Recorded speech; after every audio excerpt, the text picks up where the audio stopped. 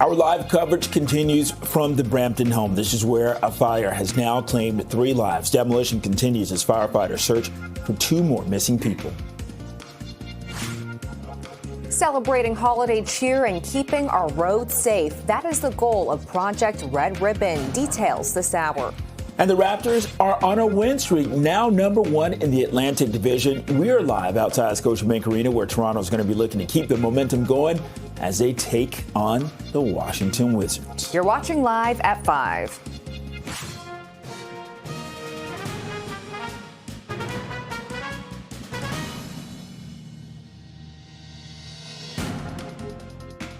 Good evening. I'm Bakari Savage. And I'm Sija Liu. Welcome to Live at 5. We start tonight in Brampton, where the death toll has risen to 3 in a house fire after the discovery of remains in a burnt-out home. CP24 Steve Ryan joins us live from the scene with the latest. Steve.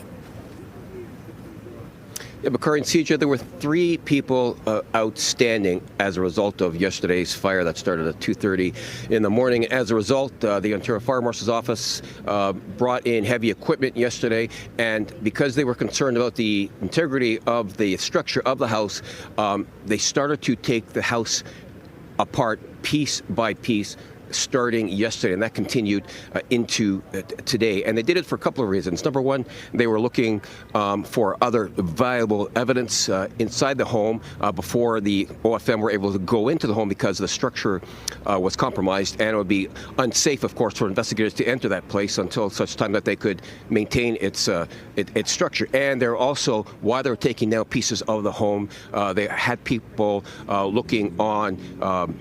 looking to see if they could see any evidence of any other people in the home as the pieces were being removed. And we did hear today, Constable Tyler Bell from Peel Regional Police told us at 2:30 that they did discover the remains of an adult inside of the home. So that makes 3 now that are deceased as a result, and 2 people remain outstanding. Now, there is a pause in the search right now, and that's because anytime there's a death, typically outside of a hospital, the coroner needs to attend, not only pronounce death, but then sign the warrant to have the remains taken to the morgue, where a pathologist will then conduct an autopsy to determine the cause of death. So that's what's going on right now. I do believe that the coroner is on scene, and once that certificate warrant is signed, then the remains will be removed, and then they may continue with the search tonight or wait until tomorrow once they have more daylight. Now, earlier on, we did hear from the Ontario Fire Marshal's Office, we heard from Peel Police, and we heard from Brampton Fire as well. And here's more from the 3 of them. Let's listen. The speed of the demolition is it's not how fast we can bring it down. It is how slowly, methodically, and carefully we can bring it down to ensure that we don't disrupt anything that is critical to the investigation. So to provide a timeline on how long it will take is not available. Of the 4 that were taken to hospital, we have an adult male whose condition since changed back to critical. This is not uncommon with fire-related injuries, and 3 that are stable. The young child, 5 years old, is doing well. The outcome of this particular incident is rather tragic. So obviously we're going to review all of the documents that we have related to any other registered licenses for any other residents, and we'll continue to work towards ensuring compliance. Police told us earlier that they believed 11 people lived in this semi-detached home, 2 in the basement, and a multi-generational family, 9 that lived on the main floor. 3 are now deceased, and 4 are in hospital, and sadly, there are still 2 unaccounted for. So back to you guys. Okay, live in Brampton, CP24 Steve Ryan. And a 12-year-old boy has died after being hit by 2 vehicles in Mississauga. It happened shortly before 5:30 p.m. yesterday on Mill Creek Drive, not far from Erin Mills Parkway. Police say the boy and a man in his 60s were struck while crossing the street. The force of the impact threw them into the path of another vehicle. Both were taken to the hospital with critical injuries, and the boy has since died. The man remains in critical condition. The investigation by Peel's Major Collision Bureau continues. It's 5:04. Let's check in on the commutes with CP24 traffic specialist Adjoa Nsiah-Yeboah. Adjoa, it's Friday. People want to get home. They want to go out. How's the road? It's going to take them a while to start their partying, maybe, if that's what they're doing this evening, as they try to make their way home, especially if you're on the Gardiner making your westbound, trying to get out of the downtown core. It is very, very busy. The delays do start from just before Jarvis, and they do continue. That's where you see some relief past Park Lawn. The good news, no live lane issues if you're on the eastbound side. It's also busy coming into the downtown core. We had word of problems on the southbound lanes of the 427 in the express through Dundas. Been searching my cameras, still haven't been able to find it, but reports of a stalled vehicle blocking a right lane. Once I get a visual, I'll definitely keep you in the know. And the 401 always barely moving on a Friday afternoon. Very slow across the top of the city. Minor problems eastbound 401 happening in the express through Yonge. It's a stalled vehicle, was in the left lane, managed to squeeze over to the side. On city streets, a collision on Cherry and the Lakeshore. Also, crews on scene of an ongoing collision on Lawrence right at the Allen. I'll send it back to you. This CP24 traffic report is brought to you by 407 ETR. Enjoy the journey with a stress-free commute. While staying on the roads, MAD Toronto is teaming up with TTC, launching a powerful campaign to promote sober driving. And for more on the launch of Project Red Ribbon, let's go live to CP24's Beatrice Faisman. Beatrice. Bakari Sija, we all know the devastating effects of impaired driving. It is a choice. It is a choice to get behind the wheel after consuming drugs or alcohol. And so we know the important work the Mothers Against Drunk Driving, known as MAD, do every single day to really to raise awareness, to get people to make the right choice. And today is no different. Today we learned that TTC and the city partnering with MAD to start this campaign, which is now going to run for the next 2 months.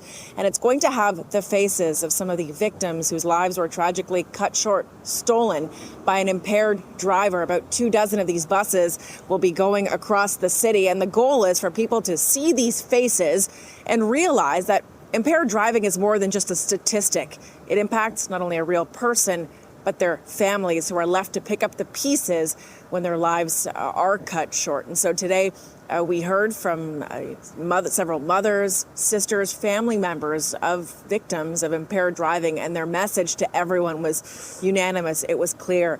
Please make the right choice. If you're going to a holiday party, take an Uber, a taxi, the TTC, go anywhere you want, anyhow you want to get home. Just do not choose to get behind the wheel if you have consumed drugs or alcohol. And so here's a bit of what I heard from a sister of a 35-year-old man who died on his 35th birthday, and a mother who now lost her son 33 years ago. He's now gone longer than he was alive. Listen. Kids, I miss him. We miss him. I miss him. Just a stupid mistake. Drinking and driving. His friend decided to get behind the wheel without us knowing and tried to beat up a streetcar and caused his death. That was, one of the hardest things this year when I realized it was his 60th birthday. And that was really a tough milestone to go through. And it also the realization that he'd been gone longer than he was with us. And that was a tough realization. And Carolyn Swinson asking people to have the realization you have options. You do not need to choose to get behind the wheel after consuming drugs or alcohol, but people do it, and the consequences are horrific. Here in Toronto, we heard from the superintendent in charge of traffic services this year alone, more than 1,100 arrests, more than 1,200 charges, impaired driving charges laid on OPP patrolled highways across the province. 34 people this year have already lost their lives to impaired driving. So they're asking, please make the right choice this holiday season. Get home by any means necessary, except for getting behind the wheel. And really, they hammered home, this is a community effort. If you're a family member, a friend, a coworker, or a service worker at a restaurant or bar, do everything you can to make sure that person, after consuming drug or alcohol, does not get behind the wheel. Back to you. Okay, reporting live on Project Red Ribbon, CP24's Beatrice Faisman. Well, police in York Region, they kicked off their annual festive season ride campaign today. The Reduce Impaired Driving Everywhere initiative will see officers out conducting spot checks over the holidays. Police are urging people not to get behind the wheel after consuming drugs or alcohol. They are also reminding the public to always have a plan to get home safely, saying road safety is a shared responsibility. In York Region, we've laid almost 1,200 impaired operation charges in 2025. I want to say that again. Just this year, 1,200 impaired operation charges. And while that represents a marginal decrease from 2024, even one impaired driver is one too many. And that's why we step up our efforts every festive season. And police say that anyone who sees a driver they suspect is impaired, just call 911. Right now it's 5:10, 6 degrees. This is Live at 5. The man convicted of killing Ancaster's Tim Bosma has now been moved to a medium security prison. We have reaction from Bosma's family and perspective from high-profile lawyer Tim Danson coming up. One of the most notorious killers in GTHA history has been transferred to a medium security prison. Dylan Millard and his friend Mark Smith, they were convicted of murdering 32-year-old Tim Bosma after going on a test drive in Ancaster in 2013. His remains were not found until 2016 in an incinerator in Millard's farm. Well, the two men were also convicted of first-degree murder in the death of Laura Babcock in 2017. Millard was also convicted of killing his own father in 2018. He was sentenced to 3 life sentences with no chance of parole for 75 years. And today we learned that he's been moved from a maximum to a medium security facility. Tim Bosma's family released a statement saying that they're disgusted by the move. Corrections Canada disregarded the feedback provided by our families in response to the possibility of such a move, instead giving a condescending pat on the head to the victims' families and carrying forward anyway. If Corrections Canada have no intention of heeding the pleas of victims and their families, what then is the point of forcing them to revisit the trauma caused by the individual incarcerated? In our case, that individual is a psychopath monster. For more on this, we're joined live by trial and appellate lawyer Tim Danson. Thanks a lot for joining us. Just to be clear, there is no relation with you to this actual trial, anything with this case. Along with that, your reaction to the family's statement and what they had to say to Corrections Canada. Well, my heart goes out to the families. I agree with them 100%. I've seen this in many, many cases, and it's deeply disturbing.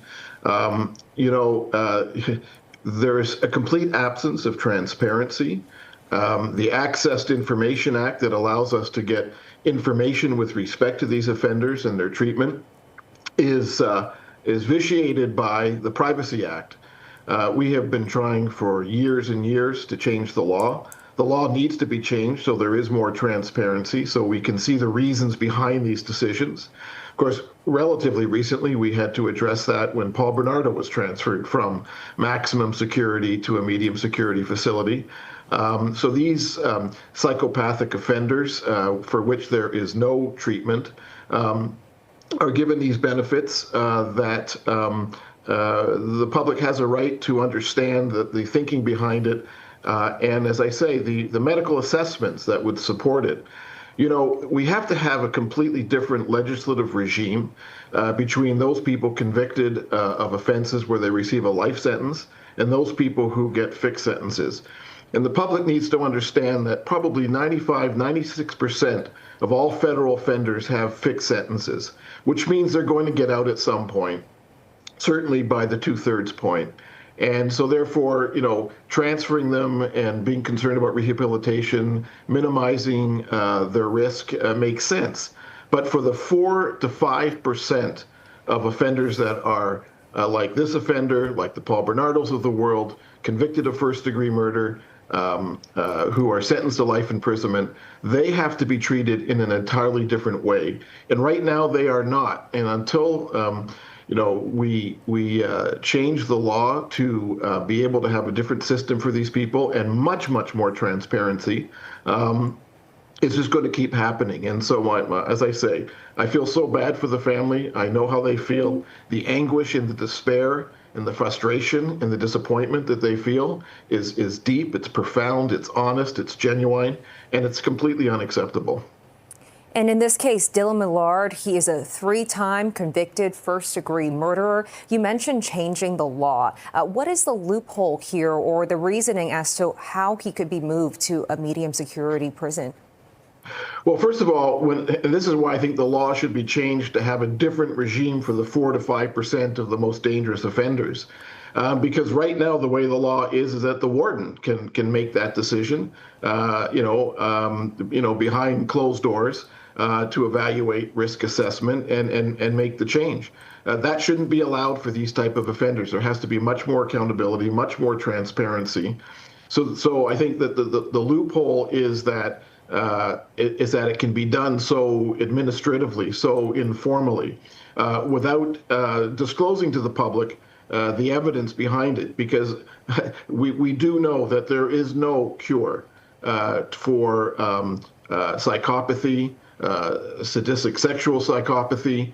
There is no cure. So, what are they seeing? Now, Corrections Canada would say, well, the perimeter security around a minimum security and a maximum security are the same. But of course, the privileges received by the offender are much more relaxed in a medium security as against the maximum security. And what I think is missing from the equation is simply punishment. As I say, the public would be much more amenable to rehabilitation programs for the 95-96% who have fixed sentences if they knew that we're really taking care of the public interest, public safety, by keeping the most dangerous people not only behind bars, but in maximum security where they belong. Absolutely. Trial and appellate lawyer Tim Danson, thanks so much for your time today and helping us understand the situation. Thank you. Great. Thank you for having me. It's 5:18, 6 degrees. This is Live at 5. Coming up, Victoria Mboko honored in her hometown. More on how the rising tennis star is being recognized in Burlington after the break. Well, the resurgent Raptors are going for their 6th straight win tonight with the Wizards in town from Washington. And for the latest, let's go to CP24's Melissa Duggan, who is outside Scotiabank Arena. Melissa, this was supposed to be a rebuilding year for the Raptors, but now they're slowly creeping up to the top. How are fans feeling about this? Oh, listen, fans are thrilled, Seja and Bakari, that they've got something to cheer for here. Being a Toronto sports fan, listen, it could be tough at times. So when you see your team on a winning streak, you are down. So the Raps looking to do a couple of things tonight. Looking for their 6th straight win, also looking to clinch a spot in the NBA Cup knockout round. And quite the storyline that we've got converging here in downtown Toronto tonight. You've got those red-hot Raptors taking on the weak Wizards. They've got the worst record in the NBA right now, 1-13. Yikes. They're looking to snap a 12-game losing skid. Of course, the Raptors are going to fight up against that one, looking to keep their winning streak alive. Right now, the Raptors sitting at a record of 10-5, sitting second in the Eastern Conference. With a win tonight, the Raps, they could clinch their first place spot in the East Group A and their first appearance in the NBA Cup knockout round. We are hearing from sports journalist June Lee about the Raps' place in the NBA landscape right now. Have a listen. The Raptors are an interesting spot because over the course of the last few years, they've really been building their depth and building kind of building up the average guy on the roster in terms of just trying to get that floor level to be a little bit higher. And I think they're at a point where, it's early. There's still a lot of games left in the season. The Celtics are, dealing with injuries with Jason Tatum out for the season. And so they're dealing, in a weaker conference in general. But there's no doubt that this team has taken steps forward in large part because Scotty Barnes is really fulfilling his potential in a way that, there's a lot of doubts about over the course of the last few years. Anyone can go off in a night, and it's the willingness to pass the ball. It's kind of what they were built on from Darko, the coaching, is to pass the ball first, and they've really played into that. So I think it's just the support and chemistry, the power of friendship. They have a good chemistry in the locker room. I think they're it's like hooping with friends. I feel like that's like the Raptors. We have a very, very good team chemistry. So I watch their ins videos after every game. So I really like the vibe. The power of friendship. I mean, how great is that feedback? Tonight's game kicking off a 4-game homestand for the Raps. Tonight's game kicking off at 7:30. They're going to be back in action on Sunday, taking on the Nets. Back to you, Bakari and Sija.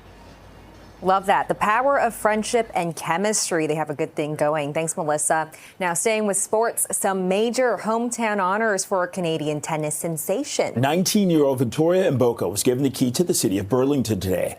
The tennis star shot to number 18 in the women's singles. This is in the world rankings. That was this year. And that's thanks to, in large part, her WTA wins at the National Bank Open in Montreal. That was in August. And her victory at last month's Hong Kong Open. So along the way, Mboka beat former and current #1 ranked players.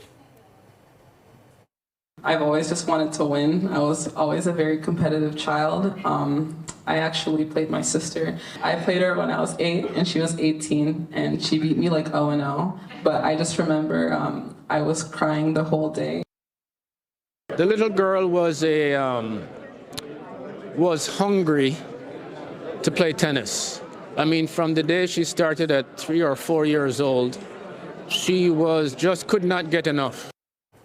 Mboka started the year all the way back at number 333rd in the world rankings, on her climb now to number 18. Talk about an underdog story. It's 5:24, 6 degrees. This is Live at 5. And a piece of Toronto transit history has a new home at the Toronto Zoo. We'll explain coming up. A train from the Scarborough RT. It's now on permanent display at the Toronto Zoo. The distinct blue car from the defunct transit line will serve as a stop for the Zoomobile. Doesn't this look familiar? The SRT, or Line 3, was decommissioned in 2023 following a derailment near Ellesmere Station. There are also 2 cars on display at the Halton Region Museum. The rest were sold for parts to the city of Detroit. Wouldn't it be great if we actually kept this piece of our history at home where it belongs? Wouldn't it be great if we actually had this as a lasting piece of our Scarborough story? So it's amazing to be here today and be celebrating this. One of my favorite things was always to watch the polar bears go on the monorail and do all these things. I used to come here all the time. And so it's so great to see this part of history with the SRT being here. Also with all the stuff that's been happening really wonderfully for the Toronto Zoo. And it's just a pleasure to be here. Well, the SRT display likely will not be open to the public to check out for about another month. Right now, it's 5:28, 6 degrees. This is Live at 5. We are live in Brampton tonight, where officials have confirmed the discovery of remains inside a home destroyed by fire. 3 people now confirmed dead, 2 people still unaccounted for. We have the latest from Steve Ryan next. Our live coverage continues from the Brampton home, where a fire has now claimed 3 lives. Demolition continues this hour as firefighters search for 2 more missing people. An outrage from Tim Bosma's family. This as they learn convicted murderer Dallin Millard has been transferred to a medium security prison. More on one of the most notorious killers in the GTHA this hour. Celebrating holiday cheer and keeping our roads safe. That is the goal of Project Red Ribbon. Details this hour. This is Live at 5.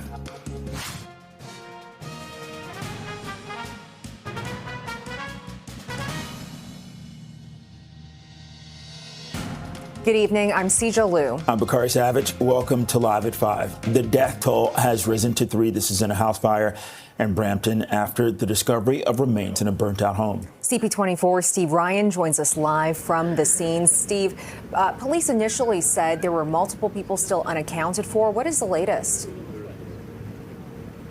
Yes, Asija and Bakari. So police said earlier today that there were believed to be 11 people that lived in this semi-detached home that was on fire as of 2:30 yesterday morning. 2 people lived in the basement, and then multi-generational family of 9 lived on the main floor. As of 2:30 this afternoon, 3 were unaccounted for, including 4 that were in hospital in a serious condition, and 2 were deceased as a result of the fire. We're showing you a tight shot of the scene right now. And sadly, today at 2:30, we heard from Constable Tyler Bell from Peel Regional Police, and he advised that they found a 3rd person. An adult was located as the heavy equipment, which was brought in yesterday, to do two things. Take down some of the structure very methodically so that they can make that structure safe for the Ontario Fire Marshal investigators to get in to determine cause, origin, and circumstances of the fire. And while doing that, they're also looking very carefully to see if there was any evidence of any other people that were trapped in the home. And that's what they learned today. So as a result of that third body being identified in the home, they have paused the search. And that's because anytime there's a death outside of a hospital, for the main part, the coroner has to attend to not only pronounce death, but also to sign a warrant so that the remains can then be removed from the scene and taken to a morgue where an autopsy will be done to determine a cause of death. So that's what's going on right now. My understanding is that the coroner is on scene. They will now examine the remains of that third adult that has been found, and this is why there is nothing going on right now with regards to the search. Everybody is just waiting for the coroner to do their due diligence. We did hear from the Ontario Fire Marshal's Office, Peel Police, and Brampton Fire earlier today as well, and here's what the three of them said to us. Let's listen. There's people in an elevated platform who are reviewing at all times areas before they are removed by the demolition, by the hook of the machine. So every area is checked prior to it being removed and brought down. And then as the debris is brought down, it is checked for other. We think there were two individuals that were in a basement unit of the residence, and the what we think is 9 individuals are part of a multi-generational family. So they're all related in some capacity. To what extent, I don't know yet. It's concerning for us. This is a tragic fire, and it affects everybody. So we're going to continue to do whatever we can to prevent this. Once the remains of this third person are removed, the search will continue most likely tomorrow, and Peel Police will hold this scene throughout the night, of course. And again, the search will most likely start up again tomorrow morning. So back to you guys. Okay, it's going to be a long night for those first responders. Thanks so much, Steve.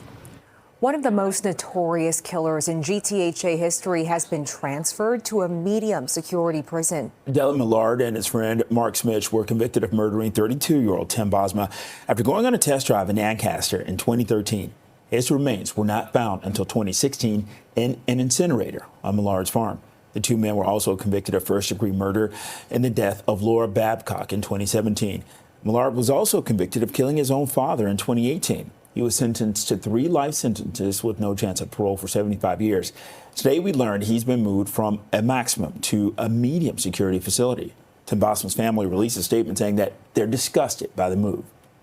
It goes on to say, over the last decade, victims' rights have been stripped one by one, while the rights of convicted murderers have increased. If a 3-time convicted first-degree murderer is rewarded for good behavior in the Canadian penal system and moved to a lower security prison, who then is filling the maximum security prisons? White-collar criminals? Does our government really see them as the largest threat to society's safety?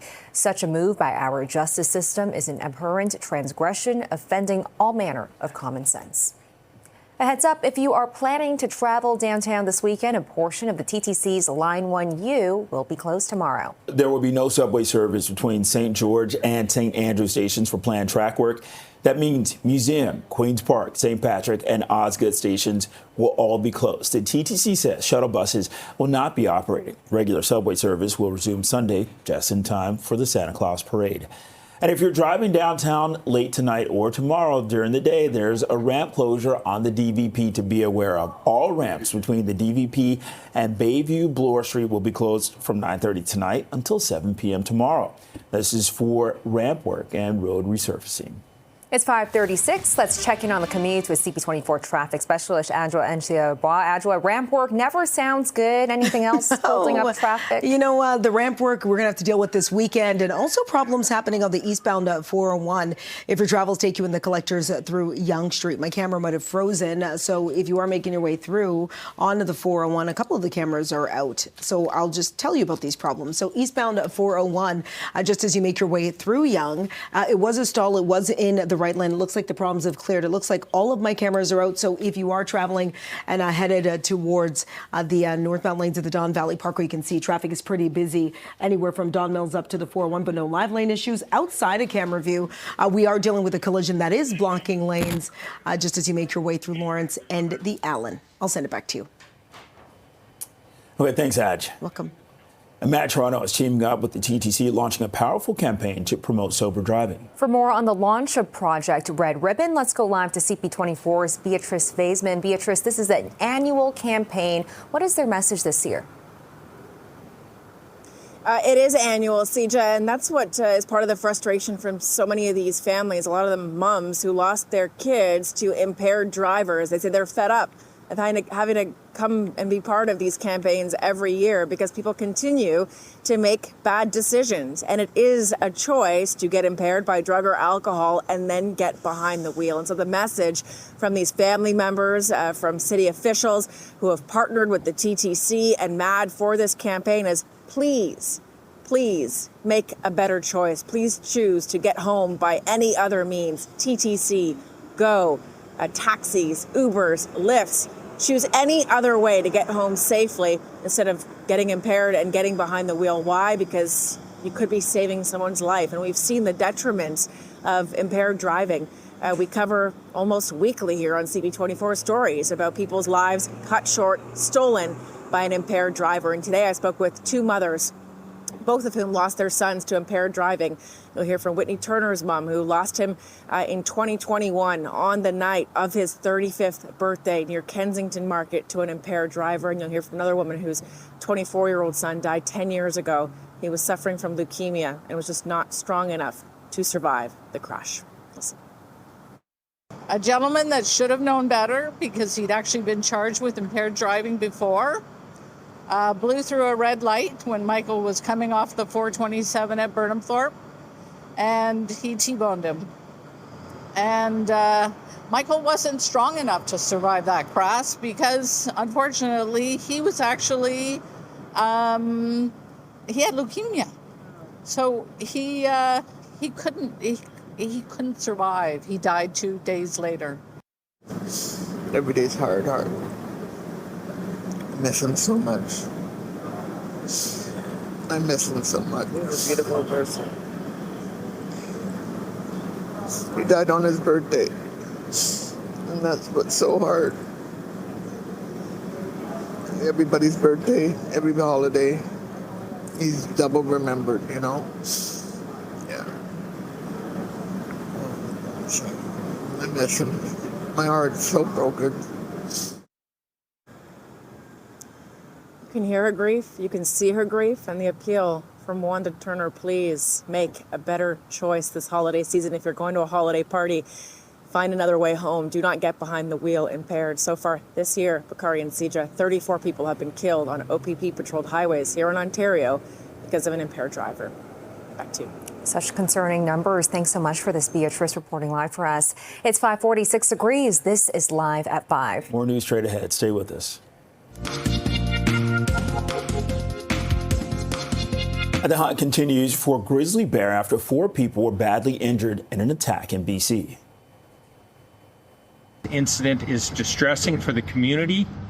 We are in close contact with the Newhawk Nation as our investigation continues. The attack happened during a field trip for about 20 grade 4 and grade 5 students and staff from a school in Bella Coola. The bear is described as attacking without provocation. An adult and 3 children suffered the most severe injuries. They were flown to hospital with 2 listed in critical condition. The BC Conservation Officer Service is searching for the bear, who is believed to have been previously injured. And the search for a suspect continues after a woman was shot near Mutual in Queen Streets. This happened around 10 o'clock last night, and the victim in her 30s suffered serious injuries. The suspect, who possibly drove away, is described as being male, black, approximately 5'6", with a skinny build. He was wearing a white shirt, gray sweater with the hood up, black pants, and black shoes. Well, dozens of the city's top business and community leaders, they were not in their own beds when they woke up this morning. The 13th annual Covenant House Executive Sleep Out took place overnight. Dozens of executives slept outside with only sleeping bags and cardboard. Participants put together care packages and went on a tour of Covenant House before hitting the streets. The campaign raises awareness and support for homeless and trafficked youth. Well, this is the 13th annual Executive Sleep Out to raise money for young people who are homeless in our city. It's an incredible event that draws in leaders from the community, leaders from business in Toronto. It has raised almost $15 million over 13 years. And this year we've got a target of $1.2 million. Those dollars are going to go directly to support young people this winter who are in crisis. It's unbelievable what the support is that the Covenant House provides, which is fantastic, and I think it's just such an amazing cause. It was harder than I remembered. The ground was really hard. There was a chill in the air, and I could feel it on all my joints. But so maybe more than usual, I felt. I think like others feel who might have to do it every night or more frequently, but just a taste of it. Well, the event raises over $1.2 million a year for Covenant House. Right now it's 5:45, 6 degrees. This is Live at 5. Coming up, celebrating a major milestone for high school football team fresh off their Metro Bowl championship win. Stay with us. They join us live in studio.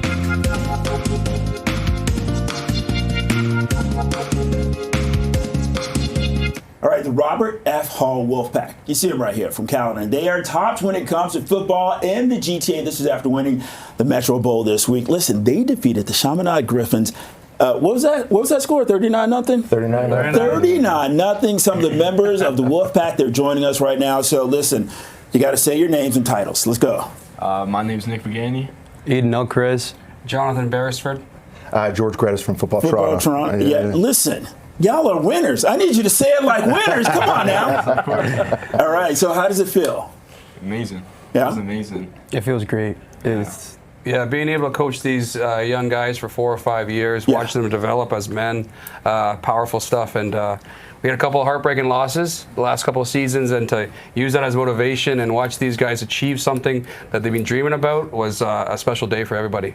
Okay, so there's a couple things that we need to talk about. First off, y'all know I'm from the States. We love our high school football. Friday night lights. Let's talk about creating more of that atmosphere, getting more of that excitement around here. Yeah, we have played a couple of Friday night games, and we're hoping to play some more in the future. It is growing. Football is growing, and we have a vision coming from Football Toronto, like they've kind of presented to us. We see what's happening. We see the growth in the game, hopefully, and it's taking off for sure. And let's talk about the life lessons that I learned from and through football.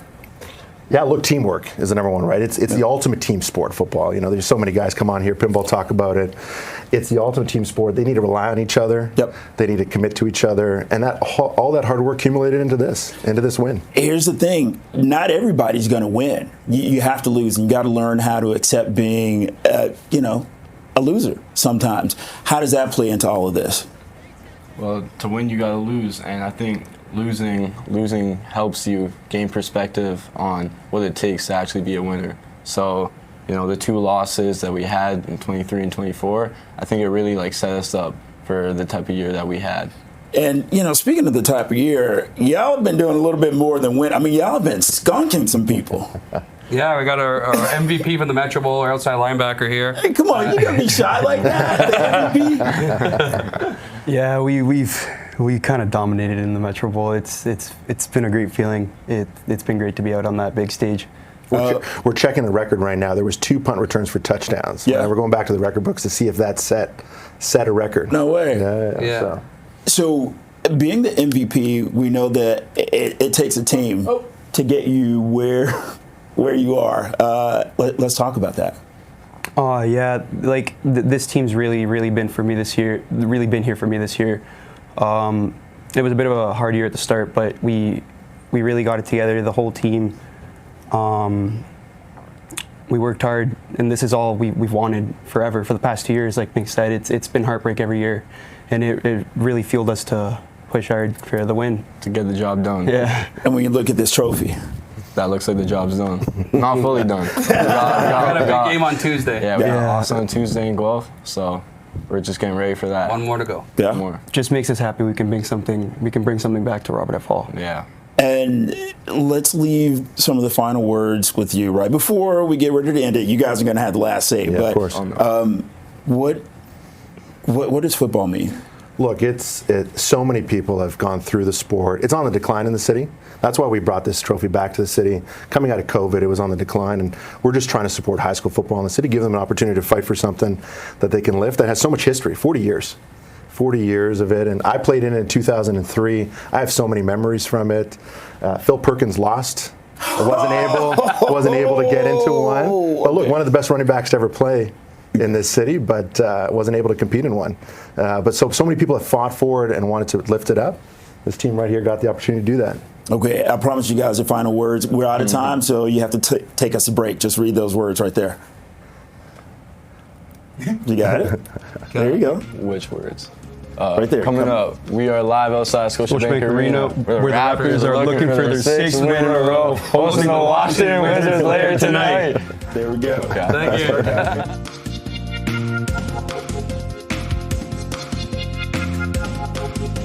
The Red Hot Raptors are going for their 6th straight win tonight when they take on the Wizards, who are in town from Washington. CP24's Melissa Duggan joins us live from Scotiabank. Hey, Melissa. Hey there, Vicari and CJ. You know, beating expectations, that is a great place to be, and that's exactly where the Raps are right now. Sure, they had a rocky period in this season, but right now really seem to be hitting their stride. As you mentioned, looking for their 6th straight win tonight, and they've got a great opportunity for it. They're taking on the Wizards, who are not so hot right now. They've got the worst record in the NBA, 1-13. Not lucky. They're looking to break that 12-game losing skid, and the Raptors certainly have a chance to fight back and score a W tonight because they have been playing so well. Right now, their record sitting at 10-5, and right now they're looking at a chance to clinch a spot tonight in the NBA Cup knockout round. You know, a lot of people pointing to different reasons why the Raps are doing so great. Teamwork being key here. We're seeing lots of activation coming from Scotty Barnes, Brandon Ingram, the new guy, are really getting a lot of fan attention right now. Grady Dick also doing what he needs to do. What are fans saying about their team? Have a listen. They're great, and with all those camaraderie and the teamwork, hopefully we go for it this time. This is my first game ever going to see them, so yeah, fans for life now. I'm impressed. I'm so impressed. I haven't been to a game yet, but I want to get there so bad. Tonight. That would be good. Yeah. Chance they could win tonight, it looks like. Yeah, we'll see. I hope. Fingers crossed. Raptors! Raps sitting second in the Eastern Conference right now, kicking off a 4-game home streak here as well with the game tonight that kicks off at 7:30 against the Wizards. Going to be back in action again on Sunday night, taking on the Nets starting off at 6 p.m. And it looks like those Raps, you know, they were looking to rebuild right now, but really dusting off their shoulders and showing us what they're made of. Back to you guys. Okay, live from Scotiabank Arena, CP24's Melissa Duggan. And the Toronto Raptors regular season kicks off tonight. Float it through. Monroe now sets it up, scores! Allie Monroe! Toronto will be in Minnesota to take on the Frost, who have won the Walter Cup in the first 2 seasons of the league. Also tonight, the Seattle Torrents are in Vancouver to take on the Golden Eyes in the first ever game for the 2 expansion teams. The Scepter's home opener is set for November 29th when they will host the Boston Fleets at Coca-Cola Coliseum. And legendary musician Paul McCartney is set to hit the stage in Hamilton tonight. McCartney is going to perform at the TD Coliseum on the 3rd and final Canadian date of his Got Back tour. So the former Beatle brought it to Canada for the first time earlier this week when he performed in Montreal. That was on Monday and Tuesday.